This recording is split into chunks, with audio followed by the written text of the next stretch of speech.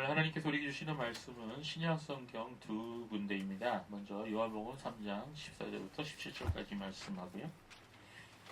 이어서 마가복음 2장 17절 말씀 두 본문을 함께 보도록 하겠습니다. 네, 우리 같이 요한복음 3장 14절 17절을 먼저 읽어보겠습니다. 여러분 주보에 간지도 있어요. 함께 있습니다. 시작. 모세가 광야에서 뱀을 든 것 같이 인자도 들려 하리니 이는 그를 믿는 자마다 영생을 얻게 하려 하십니다. 하나님이 세상을 이처럼 사랑하사 독생자를 주셨습니다. 영생을 얻게 하려 하십니다. 하나님이 그 아들을 세상에 보내신 것은 세상을 심판하려 하시며 그로 말미암아 세상이 구원을 받게 하려 하십니다. 이어서 마가복음 2장 17절 말씀을 함께 있습니다. 시작. 예수께서 들으시고 그들에게 이르시되 건강한 자에게는 의사가 쓸데없고 병든 자에게라 쓸데있느니라.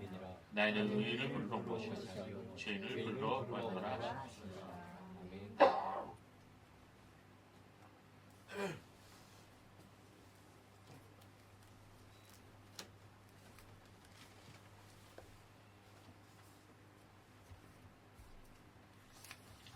우리 지난 2월 1일이니까 좀 됐죠. 윤석열 대통령께서 민생토론회를 열었습니다. 그래서 거기에서 필수 의료 정책 패키지를 발표했죠. 필수 의료 정책 패키지는 의료 인력 확충, 지역 의료 강화, 의료사고 소송 부담 완화, 필수 의료에 대한 보상 체계 공정화 등의 내용을 담고 있습니다. 자, 그 중에서 가장 논란이 된 부분은요, 여러분들 알고 계시는 것처럼 의과대학 입학 정원 확대 문제였습니다. 의대 입학 정원을 2,000명을 늘려서 연간 총 5,000명 규모로 학생을 선발하겠다는 그런 방안이었죠. 자, 이로 인해서 시작된 정부와 의료기관 간의 충돌과 분쟁이 지금도 해결되고 있지 않고 진행 중입니다. 이 문제는 어느 한쪽이 맞고 틀리고의 문제가 아니고 정말 원만한 해법을 찾아서 의료계가 안정되고 더 이상 국민들의 피해가 없었으면 좋겠습니다.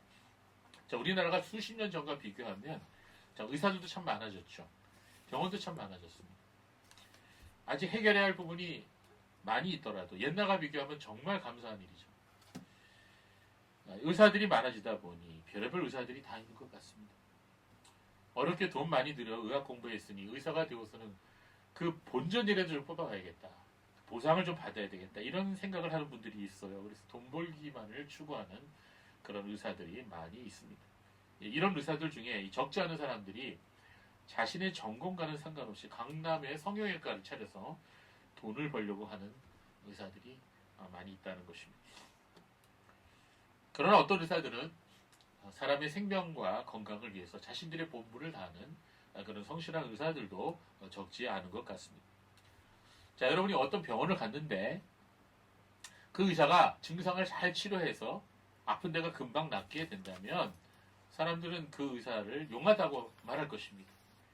또 어떤 사람은 명의라고 부르기도 하겠죠. 그런데 또 다른 의사는요, 사람들이 아픈 증상도 다르지만 그보다 그 병의 그 원인이 되는 부분을 바로 잡아주는 그런 의사가 있습니다. 여러분이 생각하기에는 어떤 의사가 더 환자를 위하고 더 훌륭한 의사라고 생각하십니까? 네.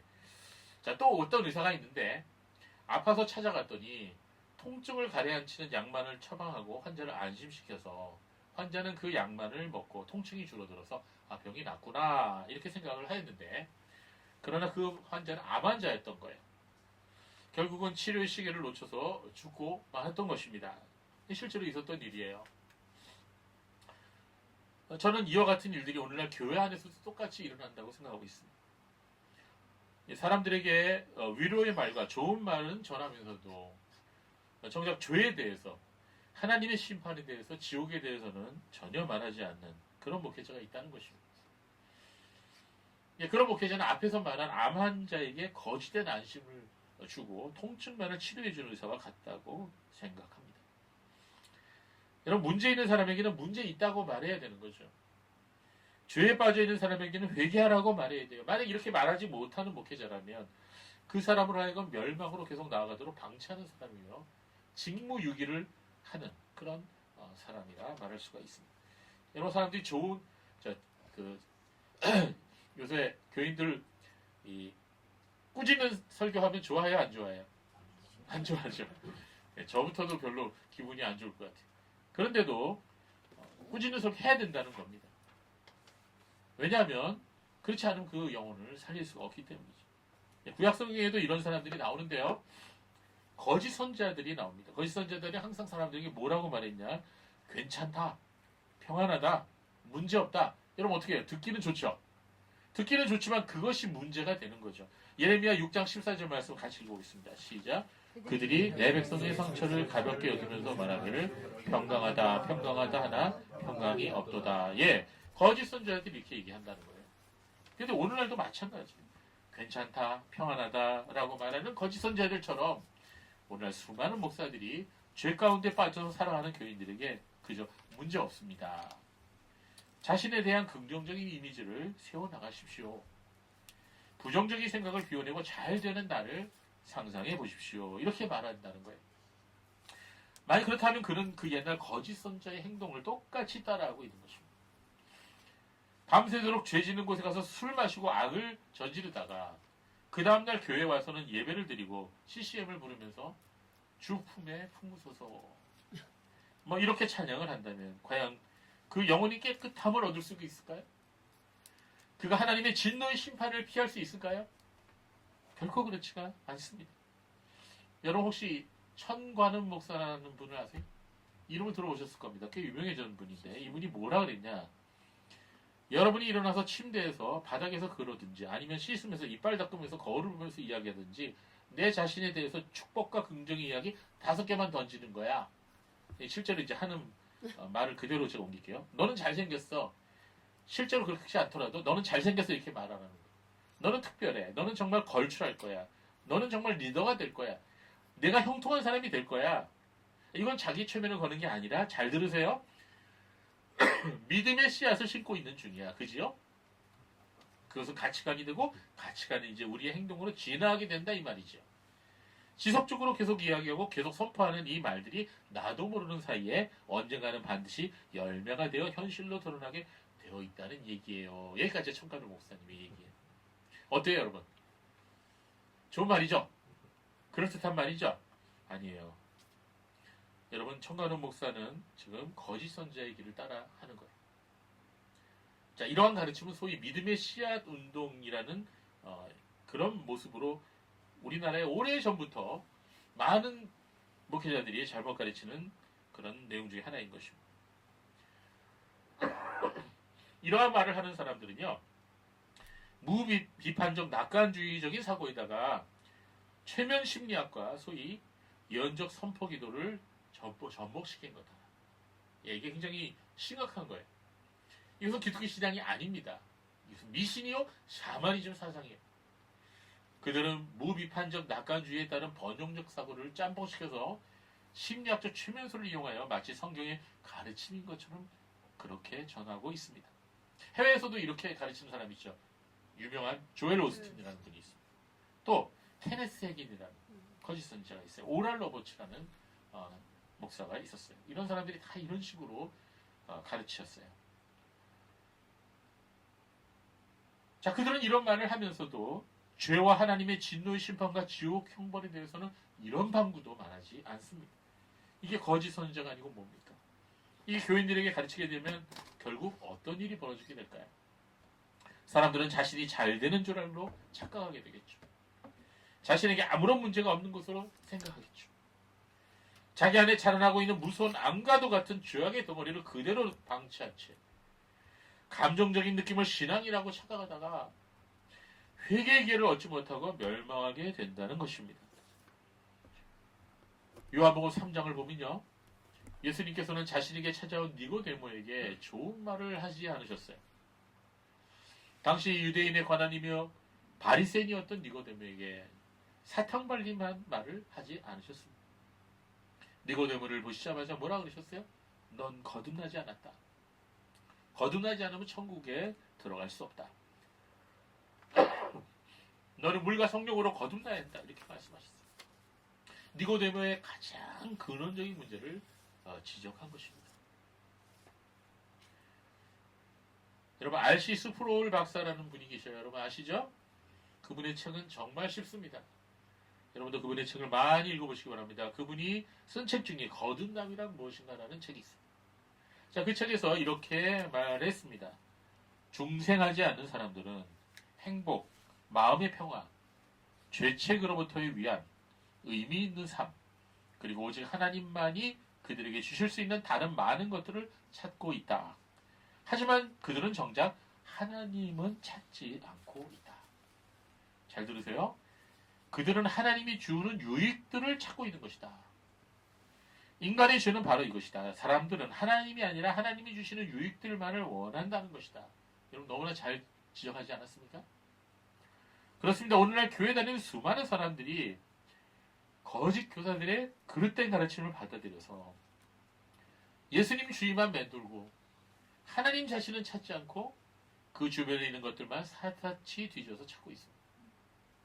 자신의 욕심에 이끌려서 그들이 추구하는 무비판적 낙관주의를 따르는 번영적 사고를 믿음이라 착각하고 있는 것이죠. 이는 심리학적 최면수를 성경의 가르침에다가 도입해서 접목한 거짓 복음입니다. 예수님께서 나더러 주여 주여라고 말할지라도 결국에는 내가 너희를 도무지 알지 못한다는 말씀을 듣게 될 사람들이 많을 것이다. 밝히 말씀하셨어요. 그들 중에는 하나님의 복을 재정과 관련지어 설명하면서 부자 되기를 꿈꾸고 있는 자들도 많이 있습니다. 그들은 마지막 날에 그들 개인과 교회에게 재정적인 축복이 있을 것이라고 성경에 기록되어 있다고 가르치는 사람들이 있습니다. 그래서 자신들의 말을 따르는 자들에게 부자가 되는 권세가 주어질 것이라고 이렇게 말합니다. 이것이 뭐예요? 부의 이동사상이에요.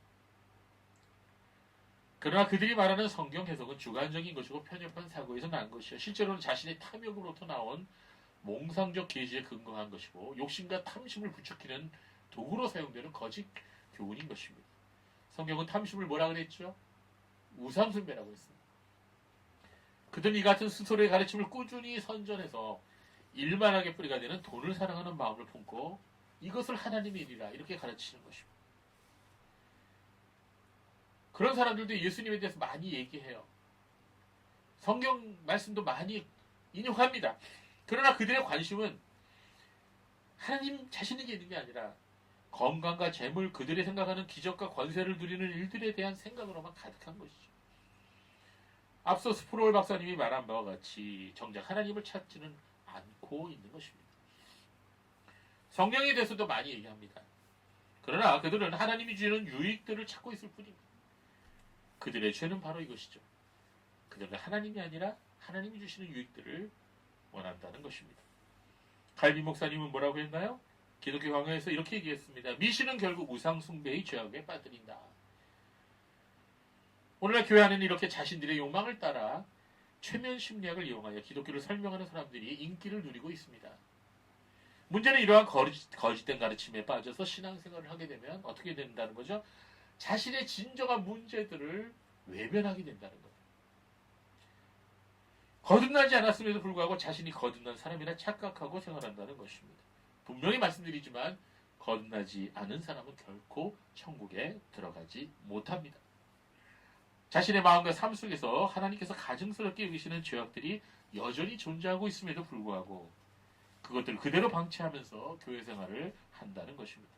그런 사람이 주일학교 교사가 되고 그리고 어린아이들과 청소년들을 가르치고 성가대원으로 봉사하고 직분을 받아 질서와 권사 장로가 되고 더 나아가 목사로 안수받아 목회를 하고 설교를 하게 된다는 것입니다. 그러면서 오늘날의 교회와 교인들이 어떻게 되었어요? 맛 잃은 소금처럼 되어 길에 버려져서 사람들의 발에 밟히고 있는 것입니다. 오늘날 수많은 사람들이 자신의 외모를 위해 투자하죠? 여러분 얼마 투자하셨습니까? 큰 돈을 들여 성형을 해서라도 자신의 외모를 더 아름답게 보이려고 노력합니다. 그거 자체가 나쁜 건 아니에요. 거기에 더 나아가서 옷도 액세서리도 비싼 명품으로 꾸미려고 하죠? 왜 그래요? 다른 사람들의 시선을 의식하기 때문인 것입니다. 잘 보이고 싶어서. 그런 이러한 외적인 매력과 아름다움은 얼마 가지 못합니다. 외적인 화려함과 매력에 이끌려서 맺어진 만남은요, 결국 어떻게 돼요? 인격적인 부족함과 일그러진 인성으로 인하여 금방 파탄나게 되고 서로에게 아픔과 실망을 주는 것을 끝나게 되는 거죠. 겉으로는 수천만 원짜리 목걸이를 하고 명품백을 어깨에 걸었지만 그 속은 썩은 생각과 온갖 잘못된 가치관으로 가득한 사람들이 지금 세상에 널려 있어요. 온갖 탐욕과 이기심과 자기장으로 가득 찬 마음은 아무리 건강을 꾸미고 치장한다 해도 변하는 것이 아닙니다. 그래서 예수님 뭐라고 하셨어요? 그런 사람을 휘치라 무덤이다. 오늘날로 얘기하자면 화장으로 범벅한 무덤이다. 그런 거예요. 그러나 그것보다 더 큰 문제는 하나님과 원수된 마음의 상태인 거예요. 노골적으로 하나님을 싫어합니다. 거부합니다. 마음을 정말 하나님을 정말 두기를 싫어합니다. 이런 사람 우리 어디로 가나 만날 수가 있어요. 전도를 해보면요. 얼마나 많은 사람들이 하나님을 싫어하고 교회를 대적하는지 실감할 수 있어요. 이런 마음가짐으로 결코 행복한 삶을 살아갈 수가 없습니다. 이런 상태로는 결혼도 가정도 그가 일하는 직장에서도 복된 인생을 살아갈 수가 없습니다. 무엇보다 그러한 마음의 소유자는요. 하나님의 진노의 심판대 앞에서 유죄 판결을 피할 수가 없는 것입니다. 그래서 저는 이 세상 지금 현대 사람들이 어떤 사람과 같으냐. 이 세상 모든 사람들은 독사에 물린 사람과도 같다. 이렇게 저는 표현합니다. 독이 온몸에 퍼져서 결국 죽음에 이르는 것처럼 사람들은 자신이 이미 죽음에 처해져 있다는 사실을 모르고 살아갑니다. 이 세상의 모든 사람들은 이처럼 죄라고 하는 무서운 맹독에 중독된 상태인 것입니다. 민수기 21장을 보면요. 이스라엘 백성들이 광야에서 하나님과 모세를 원망했죠. 그 원망으로 말미암아 하나님의 심판을 받는 장면이 나옵니다. 하나님께서 불뱀을 보내셨죠. 사막의 불뱀들이 얼마나 무서운지 몰라요. 이스라엘 사람들을 여기저기서 물어갖고 사람들이 고통 중에 죽어갑니다. 사람들은 자신의 잘못을 이제서야 깨닫고 모세에게 자신들을 위해 기도해 줄 것을 간청합니다. 하나님께서는 모세의 기도를 들으시고 놋뱀을 만들어 장대에 달아서 사람들로 하여금 그 놋뱀을 쳐다보도록 했습니다. 하나님의 말씀대로 그 놋뱀을 쳐다본 사람들은 즉시로 해독이 되어 구원을 받았습니다.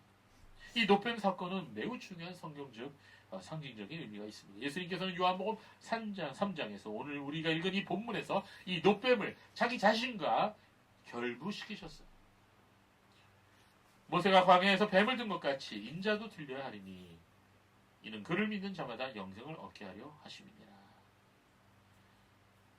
이 말씀에서 인자도 들려야 하리니 라고 예수님 말씀하셨는데 이것은 예수님이 십자가에 못 박혀서 들려질 것을 말씀하신 것입니다. 뱀에 물린 자마다 놋뱀을 쳐다보아서 독이 사라지고 목숨을 건진 것처럼 십자가에 달리신 예수님을 믿음으로 바라본 사람마다 죄사함을 받고 구원을 얻게 되리라는 예수님의 말씀인 것입니다. 사도행전 4장 12절에 이렇게 베드로는 외쳤습니다. 같이 읽어볼까요? 다른 이로서는 구원을 얻을 수 없나니 천하 사람 중에 구원을 받을 만한 다른 이름을 우리에게 주신 일이 없음이라 하였더라. 아멘. 성도 여러분, 예수님은 영혼의 의사이십니다. 자, 오늘 말씀 제목이에요. 우리는 영혼의 의사이신 예수님 앞에 나와서 우리의 문제를 진단받아야 됩니다. 그래야 우리 문제를 알 수가 있습니다. 여러분, 진단이 잘못되면 어떻게 되죠? 처방이 잘못돼요. 치료 방법도 잘못되는 거예요. 그래서 진짜 명의는요, 진단 잘하는 사람, 의사가 진짜 명의. 오늘날 예수님 이름을 빙자해서 사람들을 미혹하는 돌팔이 의사들이 너무나 많습니다.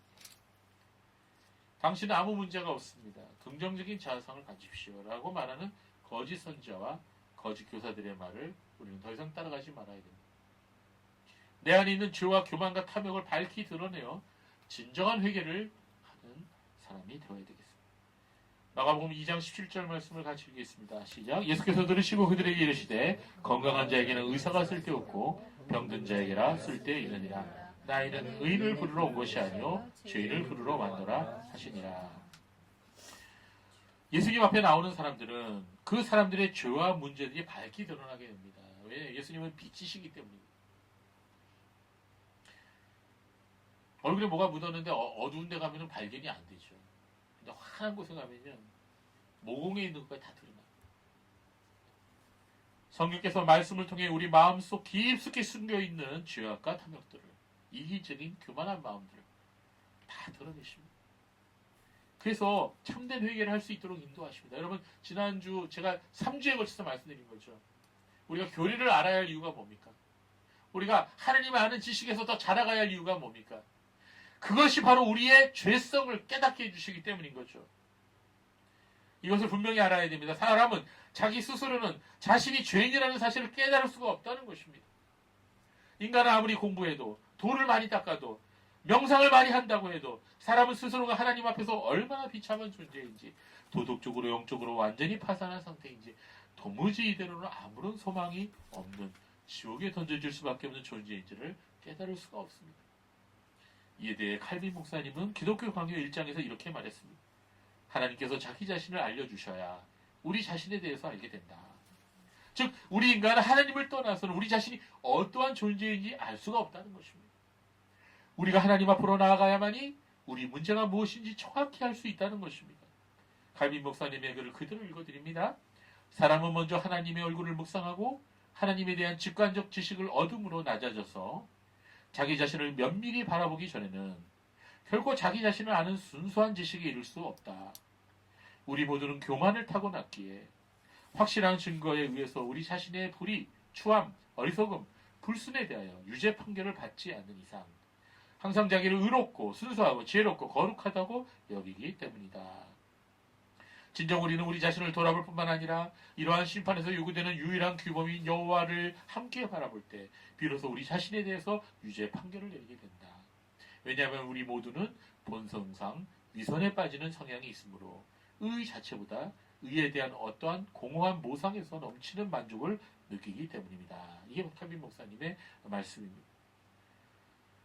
이 말씀 우리가 우리 하나님 앞에 나아가지 아니하고는 결코 우리 자신의 죄악을 알 수 없으며 우리의 구원을 위한 그 어떠한 길도 알 수 없다는 그런 의미인 것입니다. 출애굽기 15장 26절 말씀을 보면요. 하나님께서 뭐라 하셨냐? 하나님께서 당신을 너희를 치료하는 여호와라 이렇게 말씀하셨어요. 하나님은 우리의 영혼의 의사이십니다. 하나님은 우리를 구원하시고 치료하시는 여호와이십니다. 그렇습니다. 여러분, 우리는 이제 문제 있는 사람에게 문제 있다고 말할 수 있어야 됩니다. 죄 가운데 아직 있는 사람에게 그 죄에서 나오라고 말할 수 있어야 됩니다. 그리고 우리 자신도 그렇게 해야 됩니다. 사람들의 귀에 들리기에 좋아하는 말을 전하고 있는 요새 시대의 흐름을 따라가서는 안 됩니다.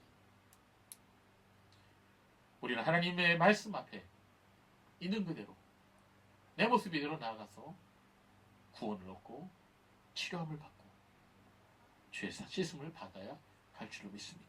같이 기도하겠습니다.